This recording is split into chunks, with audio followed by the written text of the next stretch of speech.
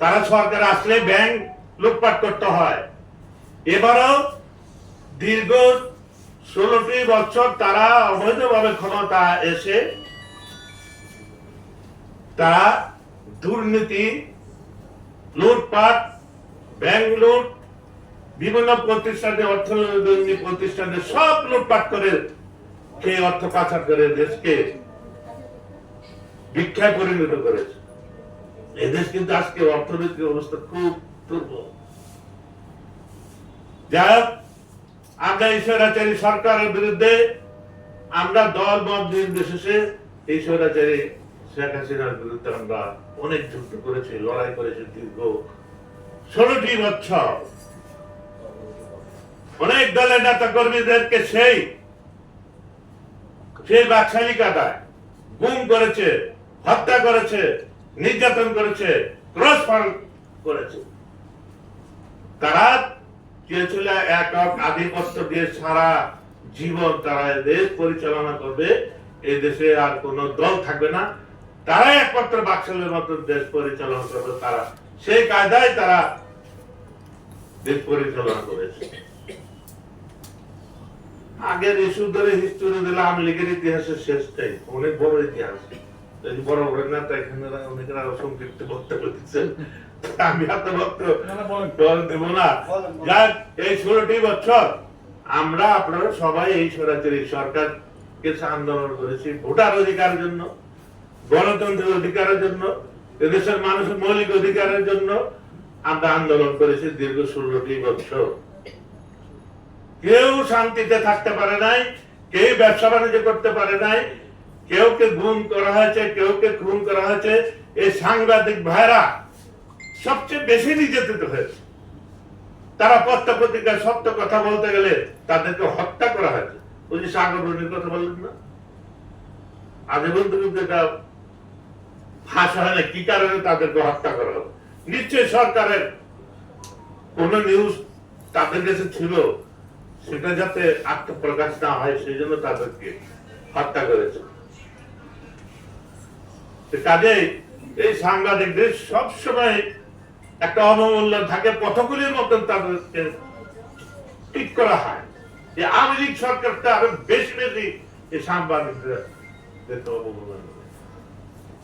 যাক, আমরা এই স্বৈরাচারী সরকারের বিরুদ্ধে আমরা দেশের মানুষের অধিকার আন্দোলন যে 16 বছর আন্দোলন করেছি, সেই আন্দোলনে আমরা অনেক নির্যাতিত হয়েছি। আমরা বিএনপি সহ অন্যান্য দলের নেতা কর্মীরা জেল, জুলুম, অত্যাচার, অনেক নিপীড়ন, নির্যাতন হয়েছে। সবার একটা ধারণা ছিল যেভাবে হত্যা করছে, যেভাবে গুম করছে, সাংবাদিকদের হত্যা করে কাউকে তর্ক করা হতো না। এই দেশের মানুষের মধ্যে একটা ধারণা হয়েছে এই সরকারকে আর বিদায় করা যাবে না। মৃত্যুর আগ পর্যন্ত তারা আশা করেছিল যে মৃত্যুর আগ পর্যন্ত শেখ হাসিনা মৃত্যুর আগ পর্যন্ত ক্ষমতায় থাকবে। এবং আমরাও যারা রাজনীতি করি এবং সাংবাদিক ভাইরা, তারাও আশা ছেড়ে দিয়েছিলেন যে আর মনে হয় আমরা বেঁচে থাকতে পারবো না, আমাদেরকে এই স্বৈরাচারের দস্যুদের হাতে মার খেয়ে অত্যাচার করে আমাদের মরতে হবে। আজকে আমরা ইতিহাস যত দেখেছি, পড়েছি, যত স্বৈরাচার সৃষ্টি হয়েছে, কোন স্বৈরাচার চিরদিনের জন্য টিকে থাকতে পারেনি। এই স্বৈরাচারী শেখ হাসিনার বিরুদ্ধে আমরা 16 বছর লড়াই আন্দোলন করে আমরা দিশাহারা হয়ে গেছিলাম, যা আমাদের জীবন ভরা হয়তো জেল খাটতে হবে, আনালে ফাঁসির কাছে আমাদের ঝুলতে হবে। তারা নিজেরাই কি করত? তারা নিজেরাই আর্মি পুলিশদেরকে বলে থাকতো রাষ্ট্রদ্রোহী, রাজাকার, আলবদর, আর কি কি দমনের জন্য কি কি বাহিনী করলো, ওদেরকে হত্যা করার জন্য কি কি বাহিনী করলো। সন্ত্রাসীকে খোঁজ পেলে কি করত? র্যাব, টেরিজম ইত্যাদি বাহিনী বানাইল। এরা নাটক সাজাইতো একটা বিল্ডিং এর মধ্যে একটা দাঁড়িয়ালা লোক, 4-5টা দাঁড়িয়ালা লোক, জঙ্গি বাহিনী, জাসদের জঙ্গি, বিএনপির জঙ্গি, জামাত ইসলামের জঙ্গি, এরকম যারা সত্য কথা বলতো তাদেরকে জঙ্গি জঙ্গি নাটক করতো। সেখানে এই ট্রেজিয়াম একটা বাহিনী দিয়ে তারা একটা ভুয়া মিথ্যা অপবাদ দিয়ে তারা এইসব হত্যাগুলি করেছে। এদেশের বিভিন্ন বুদ্ধিজীবী, বিভিন্ন সংস্থার বুদ্ধিজীবী যারা এদেশের ভালো ভালো কথা বলতো এবং গণতন্ত্রের কথা বলতো তাদেরকে হত্যা করত। এই বিভিন্ন ভাবে এসব খুন করেছে, হত্যা করেছে। যাক, এই আন্দোলন আমরা আপনারা সবাই করেছি স্বৈরাচারী সরকার বিরুদ্ধে। তার ধারাবাহিক হিসাবে হঠাৎ করে সে কোঠা বিরোধী আন্দোলন ইউনিভার্সিটি থেকে শুরু হলো। সেই আন্দোলন তো ইউনিভার্সিটি পর্যন্ত সীমাবদ্ধ ছিল। পরবর্তীতে স্কুল, কলেজ, প্রাইভেট কলেজ থেকে সে আন্দোলনটা শুরু হলো। কয়েকদিন পরে ছাত্র নেতা যারা নেতৃত্ব দিয়েছিলেন তারা গ্রেফতার হয়ে গেলেন। গ্রেফতার হওয়ার পরে দেশের মানুষ এবং দেশের মানুষ আশাবাদ দিয়েছিল যে এই দেশে আর আন্দোলন। হাসিনা কি ঘোষণা দিল যে এই যে ছাত্র নেতা যাদের আন্দোলন করছে, কোঠা আন্দোলন, রাজাকারের বাচ্চা, এদের আবার কিসের কোঠা, এদেরকে ঘরে ঢুকে দেওয়া হয়েছে, তারা আর মাথা চারা বুঝতে পারবে না।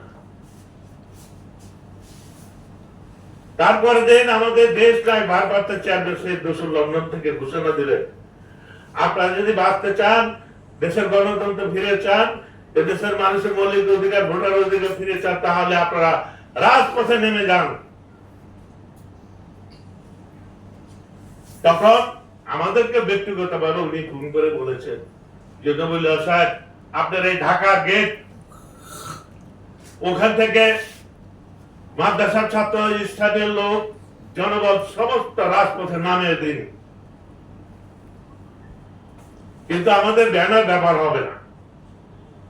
আন্দোলনটা শুরু হবে যাতে দলমত নির্বিশেষে এই আন্দোলনটা হয়েছে।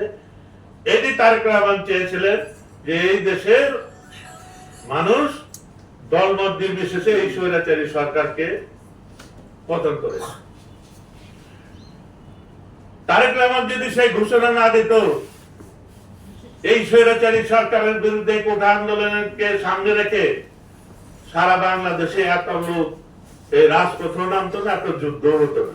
আমি সচক্ষে দেখেছি। আমাদেরকে যখন উনি পার্সোনাল ব্যক্তিগতভাবে নির্দেশ দিলেন, আমি হুন্ডা দিয়ে আমার এই চট্টগ্রাম রোড, ড্যামরা রোড, মাওয়া রোড, আমাদের যাত্রাবাড়িটা হলো কি 8টা বিভাগের মধ্যে 6টা বিভাগে গাড়ি ঘোড়া মানুষ এখান দিয়ে চলাফেরা করে। আর রংপুর বিভাগ, রাজশাহী বিভাগ, গাবতলীতে চলাফেরা। এই গেট থেকেই যে কোনো সরকারের পতনের আন্দোলন শুরু করে। দেখেন আমাদের এখানে আমাদের ছাত্র দল, যুব দল, অঙ্গ সংগঠন প্রথম রাজপথে নামলো। তখন এনসিপি বা ওই সব দল তো নাই। ছাত্র আন্দোলন হয়েছে, এটা কিন্তু আপনার ছেলে মেয়েরা, আমার ছেলে মেয়েরা, সবার ছেলে মেয়েরা ছাত্র আন্দোলন অংশগ্রহণ করেছে। কিন্তু একটা গোষ্ঠী, একটি দল তারা দাবি করে তারা নিজেরা এককভাবে তারা এই স্বৈরাচারী সরকারকে পতন করেছে। এটা ভুল। এই ভাষিটি ছেলেমেয়েরা আপনার ছেলেমেয়েরা না, আপনার ভাই হয়, আপনাদের বন্ধু, কেউ না কেউ এই ভাষিটি আন্দোলনের মধ্যে অংশগ্রহণ করেছে। কোন দলের ভিত্তাকে নেই। যাক, 6 নেতা যখন গ্রেফতার হয়ে গেল তারেক রহমানের নির্দেশে, আমার এই যাত্রাবাড়ির সর্বপ্রথমে প্রত্যেকটা মাদ্রাসা মসজিদে গিয়ে মাইকিং করেছি রাজপথে নামার জন্য। আমাদের এলাকাটা হলো গণবসতি এবং সারা বাংলাদেশের 6টি বিভাগের লোক এখানে চলাফেরা অত্যন্ত, যে কোনো ঘটনা ইস্যুকে ধরে 1 ঘন্টার মধ্যে বহুত বড় ঘটনা হওয়া যায়। আমি নবী আমি চ্যালেঞ্জ করতে পারি 2 ঘন্টার নোটিশে আমি 10,000 20,000 লোক আমি একাত্ম করার যোগ্যতা আমার আছে। সেই পূর্বাঞ্চলে এই স্বৈরাচারী শেখ হাসিনার বিরুদ্ধে আন্দোলন করতে গিয়ে আমি বহুবার জেল কেটেছি। দেখেন তারা যে ভুয়া নির্বাচন করতে গেল